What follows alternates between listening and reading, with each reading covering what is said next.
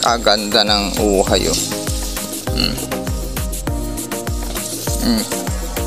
LP937 kalinis.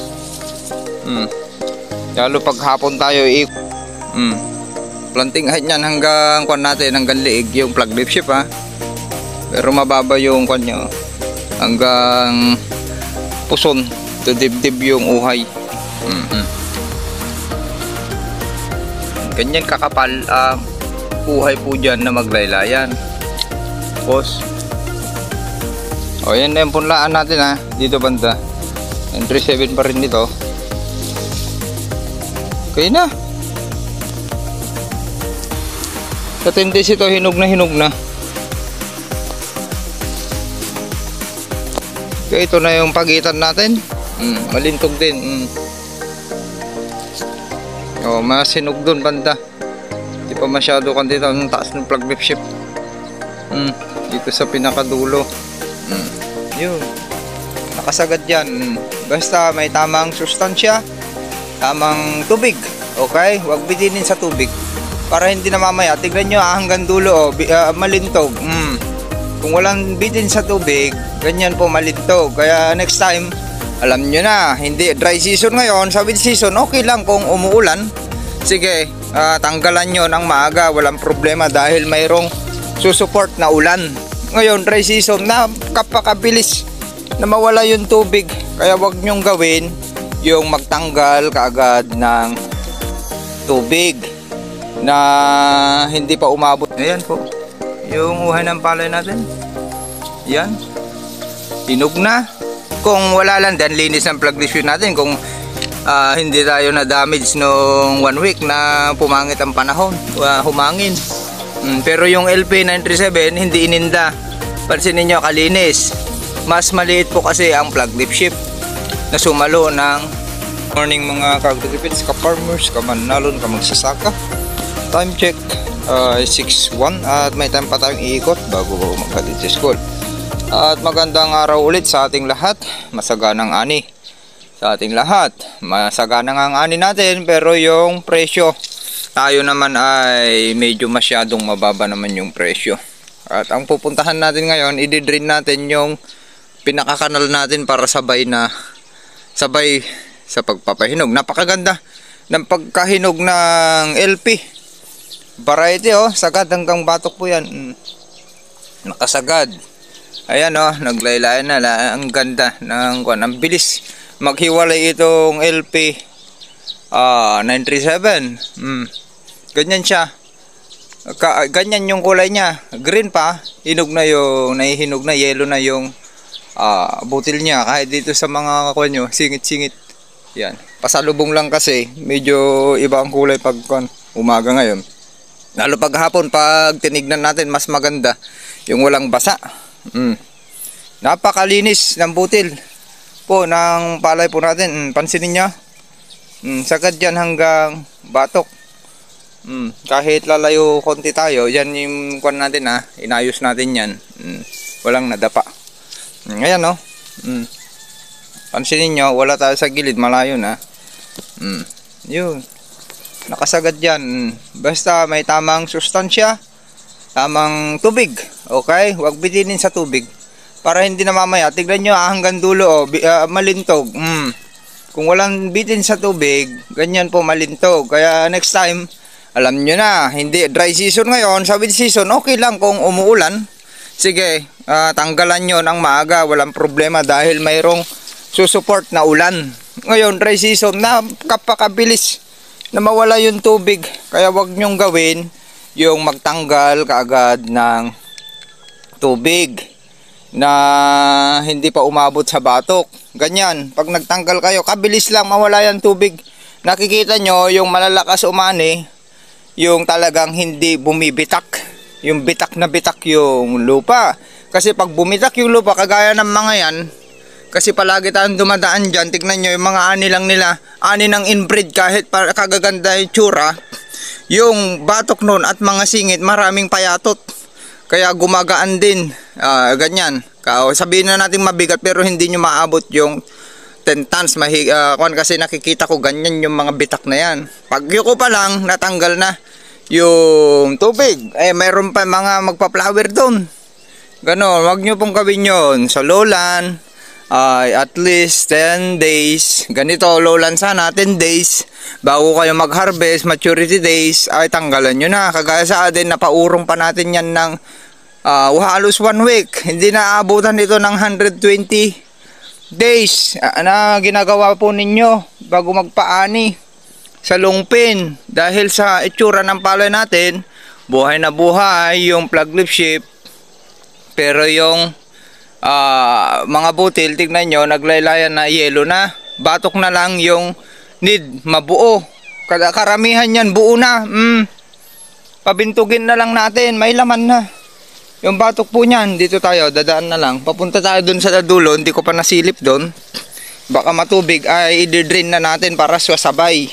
Kasi yan, once na patuyuan na natin, sa 10 days yan, tinanggalan na natin ng tubig, mabilis na po yan mahinog. Mapupors na yan. Kaya at least may tubig pa dun sa pinakababa, ayan, malambot pa, aabot na sa batok po yan. Yan na. Yung sinabi kong 5 days, wala na pala. Nagpunit na. Hindi na aabot yung 5 days talaga sa lubong lahat. Ganyan kalilintog yung kwan natin, LP 2096 po natin dito. Ayan, dun nagpunit na dun. Malayo kasi dito kasi kinalalaan natin. Pero kung yung normal na kanya, napunit na yan. Ayan, parehas ang hinog. Parehas ang itsura. Mas malaki lang ang plug leaf shape ng LP 2096 at mas malaki konti ang butil. Dito muna tayo para makita nyo paano bumagsak yung uhay ng palay natin. Ayan, medyo bagalan natin konti. Wala na dun. Okay. Naglaylayan na. Pupunta raw yung 3 master po natin dito. Bibisita at tignan natin. Ayan po. Yung uhay ng palay natin. Ayan. Hinog na. Kung wala lang, then linis ang plug leaf natin. Kung hindi tayo na damage nung 1 week na pumangit ang panahon, humangin. Pero yung LP 937 hindi ininda. Pansinin nyo, kalinis. Mas maliit po kasi ang plug leaf sheep na sumalo ng masamang panahon, hangin, nasusugat. LP 2096 mas hinog itong 937 kasi mas mabilis nga yan sumapaw.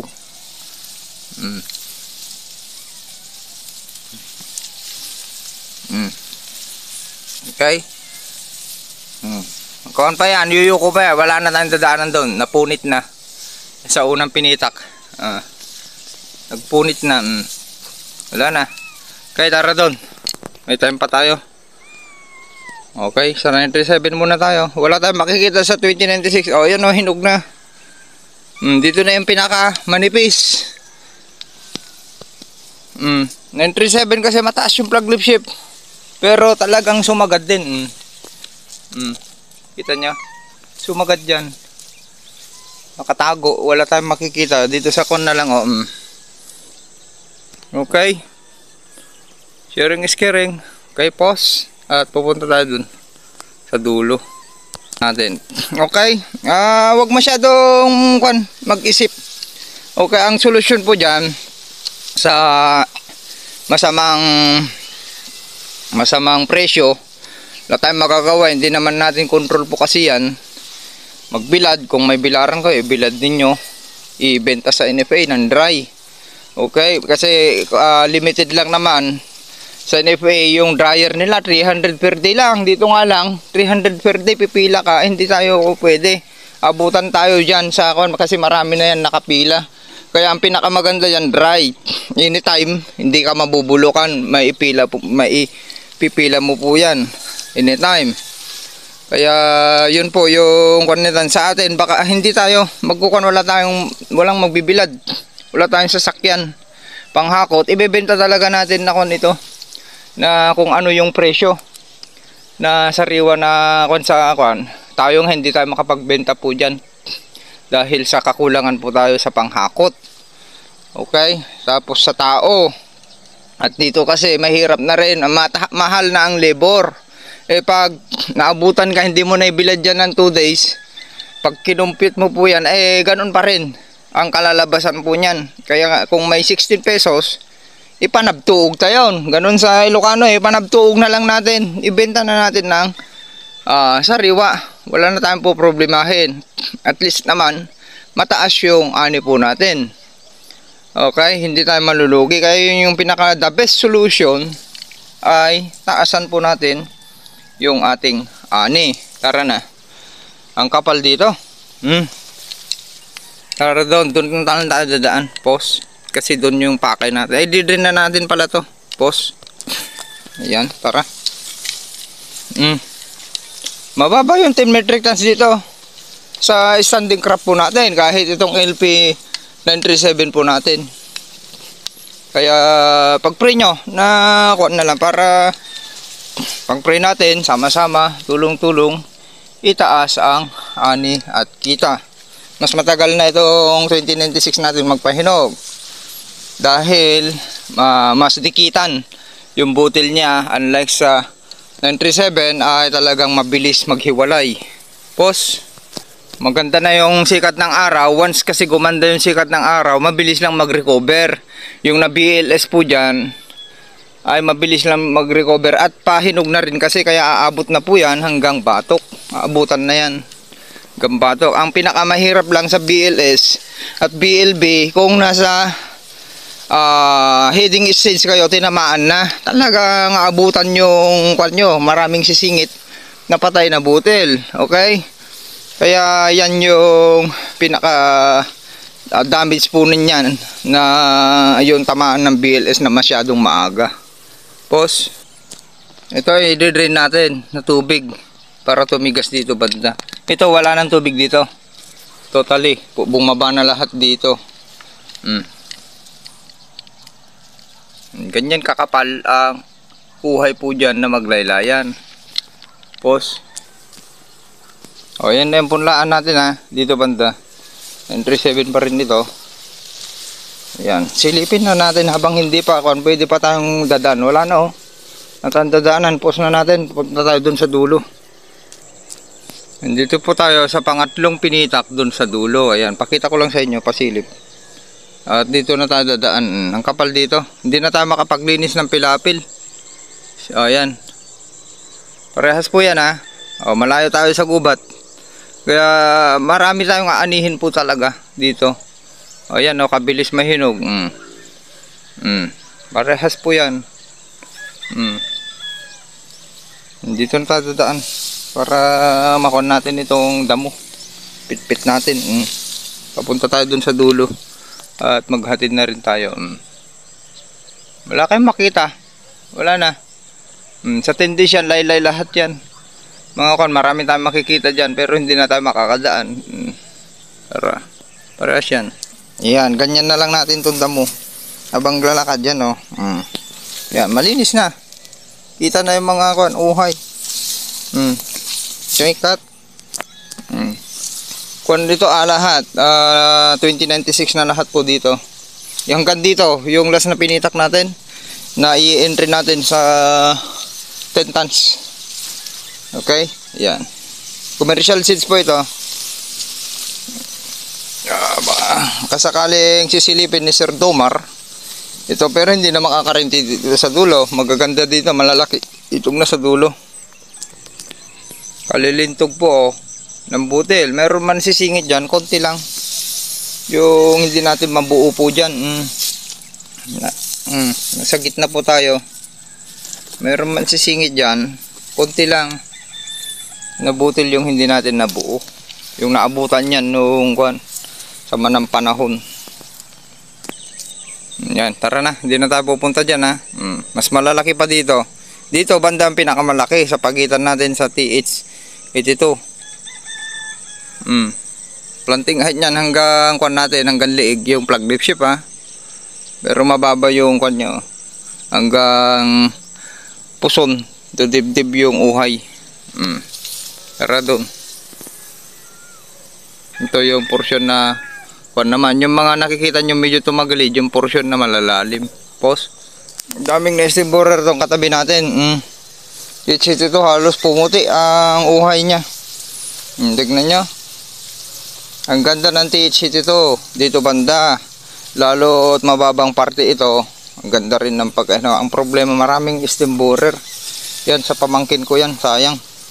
Dapat nakaprevent sila noong kwan. Kung hindi nyo i-prevent ang hybrid, talagang magiging ganyan. Hindi sila nag-prevent noong kwan yung timing. Kaya masyadong marami. Yung na-stem borer, sayang yung uhay ng palay. Yan, pagitan natin THC dito, yung hindi lalabas yung plug lip shift. Malambot yung plug lip shift. Ito, nakikita ko, konti na lang yung tubig, kaya na. Ayan oh. Yung tubig niya. Yung kanal lang ang may tubig na. Kasi malalim oh, tara doon Oh, parehas yan. Ang strong ng palay natin, hindi mo yan mapapatumba. Hindi yan mapapadapan na nakaplansya. Kasi tignan nyo naman yung kwan, hanggang dito yung 937, ito banda. Kaya marami ring ani itong 937 natin. Punto tayo dun sa dulo, wala na o napunit na. Pos, wala na tayong dadaanan. Tara to sa dulo, baka may tubig pa, i-drain natin. Tignan nyo yung daanan ng tubig oh. Yan yung tumagilid, daanan ng tubig po yan. Yan yung sinundan ng kanal, papunta dyan. Ganda ng pagkainog ng 37. Naglaylayan tapos ang lilintog. Parang RC46 nga pag sa version ng inbred. RC4 auto pala, sorry, hindi 46. THC ito pagitan natin. Yung wala kayo nakikitang plug dip shift. Tignan nyo sabay lang yan na itanim. Pero nauuna tayo mahinog. Yan, maraming hindi mabubuo sa batok niyan. Ayan oh. Hindi na mabubuo yung batok niyan kasi kulang sa sustansya. Maraming ipa dun sa batok. Hindi sila marunong gumamit ng potassium. Yan pinakamababa. Bawasan nyo ng nitrogen yan. Dapat potassium. Ang dagdagan po ninyo. Kasi yan pinakamababang sakahan. Tinuro ko na yan sa kanila. Pero hindi nila alam yung muriate of potash gamitin. Wala nang tubig pala. Okay na. Ito. Tanggalin natin oh. Damo. Ito na yung pagitan. Nagpunit na. Wala pa lang tubig kaya okay na. Wala na oh. Na-drain na. Sakto na yung tubig na lang dyan. Nasa ilalim. Aabot na po yan. Dito na tayo sa dulo. Parehas po yan. Ang tindig. 937. Tignan natin yung batok. Kaya na umabot sa batok. Kasi ba lambot pa yung ilalim natin. Palintugin na lang. Makikita nyo naman may laman yung batok. Palintugin na lang, kaya na. O, di ba mas hinog na doon kaysa dito? Dahil nga marami ng sustansya dito bumagsak. Nitrogen, at least na balance natin, hindi ganun na talagang sira yung plug lip shift noong nasa flowering stage. Puro plug lip shift makikita natin ang taas na plug lip shift natin. Okay na. Tara, sharing is caring. Sayang itong THC ito napabayaan. Ito talagang sayang. Ang forma ng THC ito napabayaan. Wala na namang aanihin yan. Sayang. Hindi mabubuo yung batok ko. Ang daming hindi mabuo yung batok. Ayan, makikita nyo hindi mabubuo yung batok niya. Hindi abutan, walang tubig. Wala ng tubig yan. Hindi naman nagpapatubig. Hindi na tayo nagpatubig. Wala ng tubig yan. Abutan yan. At naglalaro pa. Yung batok dyan, 30% ang sira dyan. Tara, sharing is caring. Cut.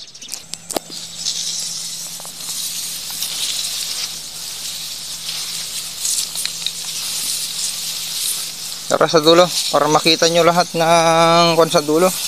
Bilisan na natin. Nung oras na 6:21, 6:02. May konti tayo full smooth Di maiwasan yan ngayon. Bigla-biglang papangit yung ulan at may mga nabibitak kasi. Nabutil, nagkakakwan yan, Roon ang may silya, bad pungkus. Kaya na.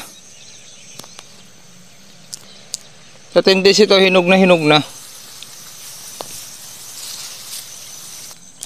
Kaya ito na yung pagitan natin. Itong katabi natin ay S6003. Ang S6003 may nunal sa dulo. Yan, kaya ang lilintog nito. Malakas din umani kung masundan nyo, masuwi. Yan. Tapos ito, yung atin.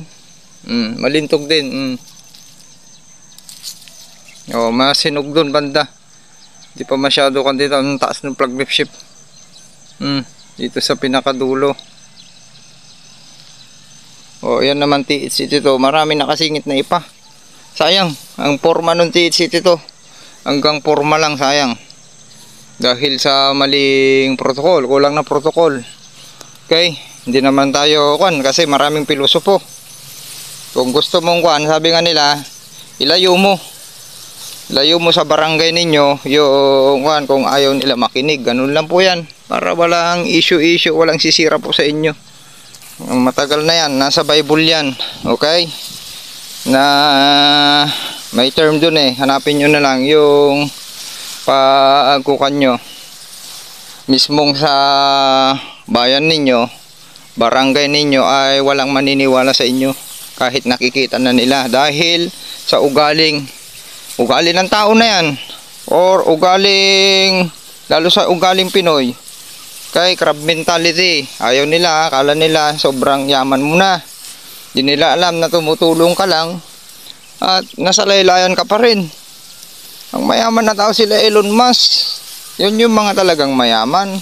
Ayaw nilang maiwanan sa laylayan. Sharing is caring, post. Napalibutan tayo ng puro TH82. Kaganda ng uhay.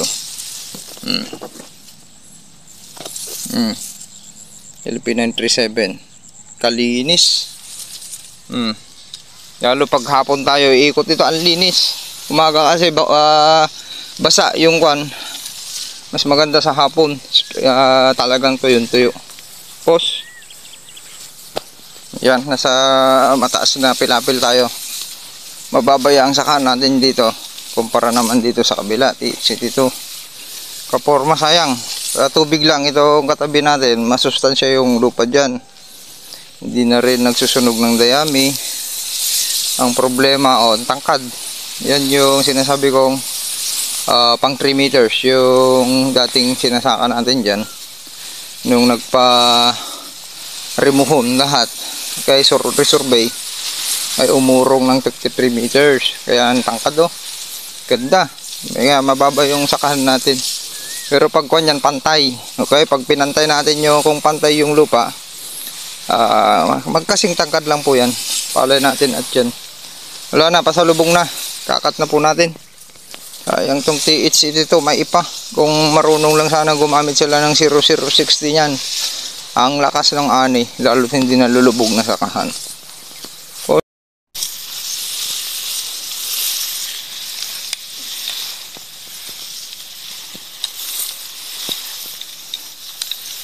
Yan, binubol ko lang yung mga damo.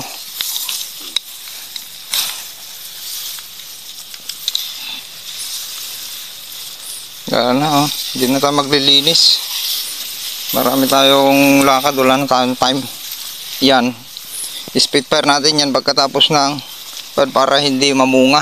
Siya pang pupunta dun sa natin. Siya na naman papatayin natin dyan sa pinitak. Kasi dikitan naman, 1 month lang yung pagitan ng land prep, kaya kailangan na nating puksain yan, damo.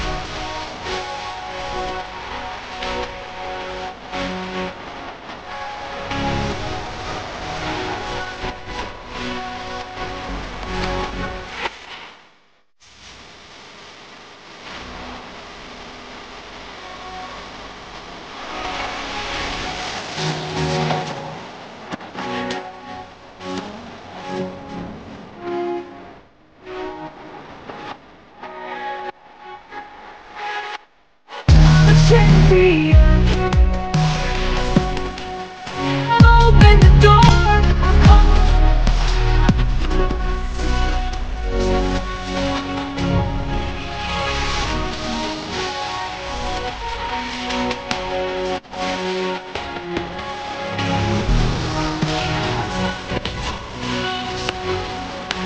In my arms.